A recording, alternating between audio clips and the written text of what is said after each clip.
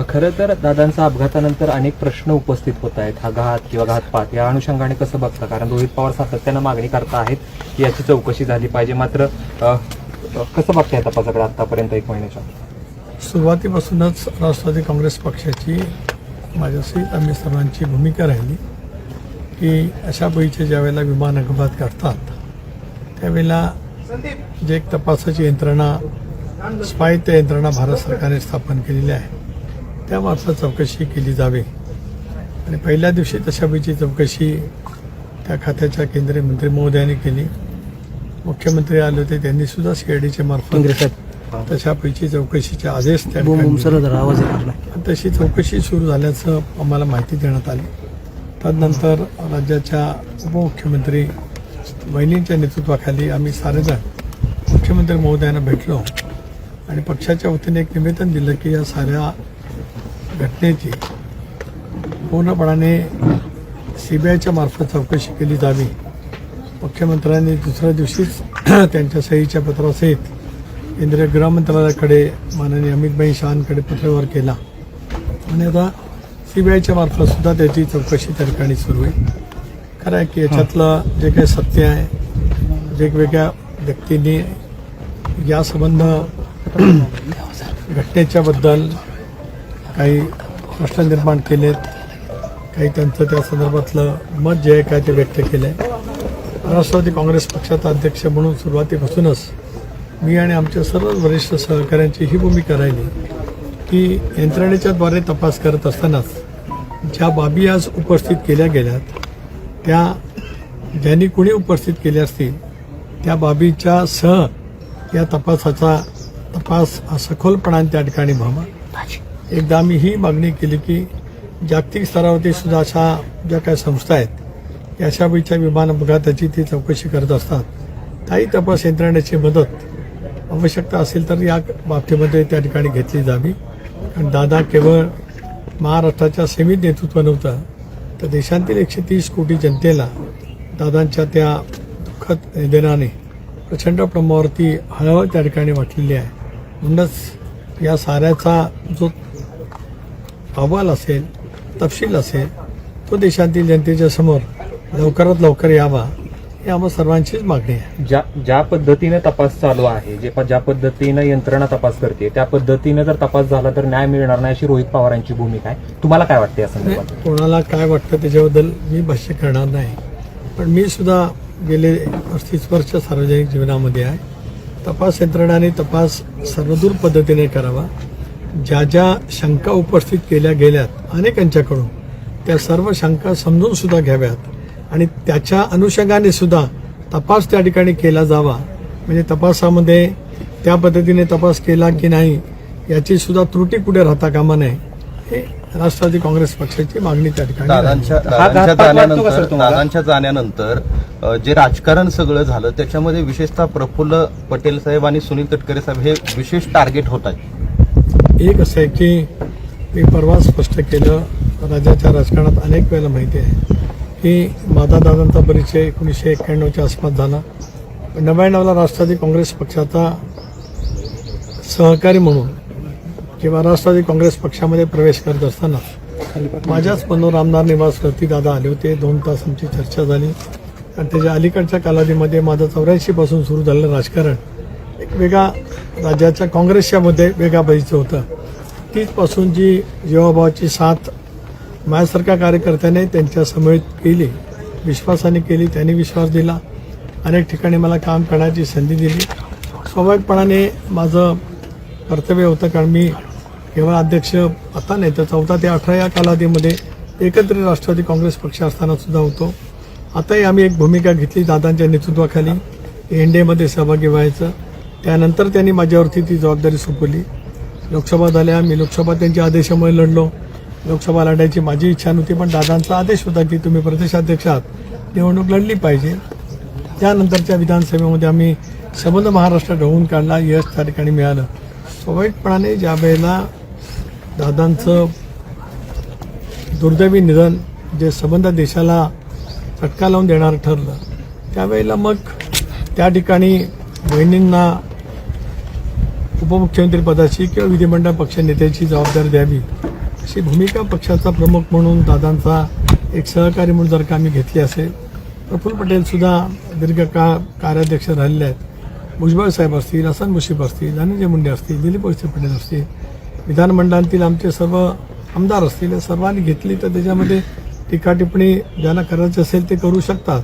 पण आम्ही आमचं प्रामाणिकपणाचं कर्तव्य बजावलं. कारण दादानंतर उत्तराधिकारी किंवा त्या संबंध ठिकाणी काम करण्यासाठीच वहिनींनी ती जबाबदारी घ्यावी अशी विनंती आम्ही सर्वांनी केली. ज्या धीरोदत्त पद्धतीने, ज्या संयमी पद्धतीने वहिनींनी या गोष्टीचा म्हणजे ही जबाबदारी केवळ कुटुंबापुरतं नव्हे तर राज्याचं जनताही आपलं कुटुंब आहे असं मानून त्यांनी ती जबाबदारी स्वीकारली. त्याच्याबद्दल आम्ही सातत्याने ऋण त्या ठिकाणी व्यक्त करतो. आणि जबाबदारी स्वीकारत असताना पार जय या दोघांनी सुद्धा त्या जबाबदारी वहिनींनी स्वीकारत असताना जे त्या ठिकाणी सहमती दर्शवली त्याच्याबद्दल सुद्धा त्या सर्वांचेच मी ऋण व्यक्त करतो. राष्ट्रवादीच्या 4 नेत्यांना रोहित पवारांनी इशारा दिलाय, महाराष्ट्र भुगतोय, सांभाळून बघा. कारण त्यांनी असा आरोप केला की काही जण काकींच्या खांद्यावर हात टाकतायत, कोणी जर ओढतोय. हे व्हिडिओ व्हायरल झाले, त्या संदर्भात त्यांनी ज्यांना कोणाला काय बोलायचं आहे ते बोलायचं आहे. एक बाब नक्की आहे की आम्ही निर्णय घेतल्यावर किंवा त्याच्या आधी कोण कुठे काय काय करत होतं, किती दादांच्यावरती प्रखर शहरी टीका करत होते हे महाराष्ट्राने सुद्धा अनुभवलेलं आहे. काही नवीन नाही. बारामतीमधलं दादांचं भाषण आहे की मी एकटा आहे, बारामतीकर माझ्यासोबत आहेत. हे बारामतीकरांनी सुद्धा दादांच्या भाषणात मी पाहिलं आहे. जनसन्मानच्या निमित्ताने मी बारामतीला आलो त्यावेळेला बारामतीमधून निघाली दादांची मिरवणूक हे पाहिलंय. आता काही जण बोलतात तर काही जण 19लाच भाजपला तिकीट मागण्यासाठी कुठे गेले होते त्याची दादांकडे माहिती होती आणि माझ्याकडेही माहिती होती. त्याच्यामुळे कोण काय बोलतोय याचं आज मला हे असण्याचं काही कारण नाही. म्हणजे आता वहिनींना दाखवणारी ती सहानुभूती आहे ती वरवरची आहे असं म्हणायचं तुम्हाला? एक असं आहे वरवरची की कशी आहे हे सुद्धा राज्यातल्या देशातल्या जनतेने अनेक वेळेला अनुभवलेलं आहे. मी ते कुठले क्षण तेव्हाचे आज काय या ठिकाणी उद्धृत करू इच्छित नाही. पण गेल्या अनेक वर्षात मी माझ्या परवाच्याच वहिनींनी अध्यक्षपदाची सूत्र हातामध्ये घेतली त्यावेळेच्यापासून म्हणजे 25 सप्टेंबर दादांनी 2012 राजीनामा दिला. त्याला मला सकाळी बोलवलं, मला सांगितलं मी राजीनामा देणार. मी माझ्या भाषणात बोललो. एक जवळीक विश्वास दादांसारख्या लोकत्व नेतृत्वाचं संपादन करणं ही सुद्धा माझ्या जीवनातली कसोटी होती. अशा वेळेला ज्यांच्या मनामध्ये काही वेगळ्याच भावना असतील तर ती राहू द्या ना. कारण आम्ही ते अनुभवलं ना 23 पासून ते दुर्दैवी घटना घडेपर्यंत कोण काय पद्धतीने दादाच्या संदर्भात टीका टिप्पणी करत होतं हे महाराष्ट्राला त्या ठिकाणी ज्ञात आहे. आणि म्हणूनच आज या ठिकाणी स्मृतीस्थळावरती मी आलेलो आहे. यापेक्षा मला काय या विषयावरती अधिक बोलायचं नाही. ज्या वेळेला बोलण्याचा प्रसंग येईल त्याच्या वेळेला नक्कीच माझ्याकडे सुद्धा खूप माहिती आहे ना. नाही असेल कशा अनेक क्षण माहिती नाही माहिती मांडण्यापेक्षा अनेक क्षणांचा अनेक घटनांचा मी साक्षीदार आहे. राष्ट्रवादी काँग्रेस पक्षाच्या गेल्या 26 वर्षाच्या वाटचालीमध्ये मला साऱ्या गोष्टी. तुम्ही स्मृतीस्थळावरती आज आलेला आहात. अनेक जण म्हणतायत की वहिनी आमच्या काकी आहेत, अमुक आहे. तुमच्या मनामध्ये पक्षाच्या नेत्यांच्या मनामध्ये सुनेत्रा पवारांच्या बद्दल काय भावना आहे, काय स्थान आहे? आज स्मृतीस्थळावर तुम्ही आहात. मी तर त्या दिवशी माझ्या भावना व्यक्त केल्या जाहीरपणाने. माझ्या भावना ह्याच आहेत की म्हणत मी सांगितलं की मी राजधर्म पाळला, मी धर्मशास्त्र पाळलं. दादांना सावलीसारखी साथ वहिनींनी आयुष्यभरामध्ये दिली. त्यामुळे दादा आहेत. दादांची बरोबरी कोण करणार नाही. पण दादांच्या विचारावरती त्याच पद्धतीने मार्गक्रमण करण्याचा आणि विशेष करून एक कुटुंब म्हणून सर्वांना सावरण्याचं, धीर देण्याचं, धीरोदत्त पद्धतीने स्वतःवरती प्रसंग आलेला असताना बहिणी ज्या पद्धतीने करतात आम्हाला सर्वांनाच बहिणी ह्या दादांच्याच ठिकाणी आहेत. आम्ही त्याच पद्धतीने मानतो. आमच्या भावना त्याच आहेत आणि ह्या आजच आहेत अशातला नव्हे तर गेल्या अनेक वर्षामध्ये आम्ही त्याच आपुलकीतून किंवा त्याच नात्यातून बहिणींच्याकडे अनेक वेळेला त्यांचं क्रीडा, सामाजिक वेगवेगळ्या क्षेत्रातलं स्वच्छतेमध्ये त्यांनी घेतलेलं काम, या सगळ्या परिसरातलं त्यांनी उभं केलेलं विश्व याची सुद्धा अनेक वेळेला त्यांच्याकडनं माहिती घेऊन आम्ही आमच्याकडे करण्याचा तो प्रयत्न करत आलो. त्यामुळे आमचं स्थान, आमच्या हृदयातलं स्थान तेच आहे. राष्ट्रवादीच्या विलीनीकरणाबाबत सुनील तटकरे आणि पटेल यांना पूर्णपणे माहिती होती असा दावा शरद पवार गटाच्या एका बड्या नेत्याने केलाय. जाऊ दे, कोण नेते काय बोलतात मला सगळं माहिती आहे. जे कोण नेते असतील त्यांनी नाव घेऊन सांगावं. मी हेच सांगितलं की वहिन्यांची शपथची घाई का केली असा आरोप आमच्यावरती करणारे इथे दादांचं शव अंत्यदर्शनासाठी ठेवलेलं असताना ते बाहेरच मुलाखती देत होते विलीनीकरणाच्या. पण त्यांच्यापैकी कोणाच्या तोंडून वहिनींना उपमुख्यमंत्री करा, विधिमंडळ पक्षाचा नेता करा असं कधी कोणी बोललेलं नाही. आपण आठवा, त्या प्रत्येकाच्या मुलाखती याच परिसरात झाल्यात. या दुर्दैवी परिसरात या इथेच त्या दिवशी दादांचं शव पहिल्या दिवशी होतं, दुसऱ्या दिवशी अंत्यविधी या ठिकाणी झाले. तिथे झालेल्या मुलाखती आपण सर्वांनी मिळून पाहिल्यात. त्याला कुठलाही त्यांच्यापैकी जे स्वतःला वरिष्ठ नेते समजतात त्यांनी विधिमंडळ पक्षाच्या नेतेपदी बहिणींची निवड करावी असं कुठं त्यांच्यापैकी कोणी बोललेलं ऐकिवात तरी माझ्याकडे नाही. उलट ज्यांना जे बोलायचं असेल ते बोलू द्या.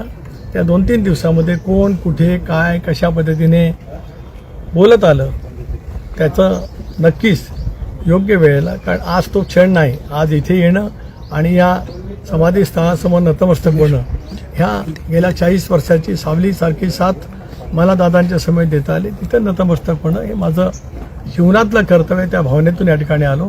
मला या ठिकाणच्या माझ्या येण्याचं, इथे नतमस्तक होण्याचं कुठलंही राजकीय भांडवल करायचं नाही. ज्यांना जे बोलायचं असेल तर बोलू द्या.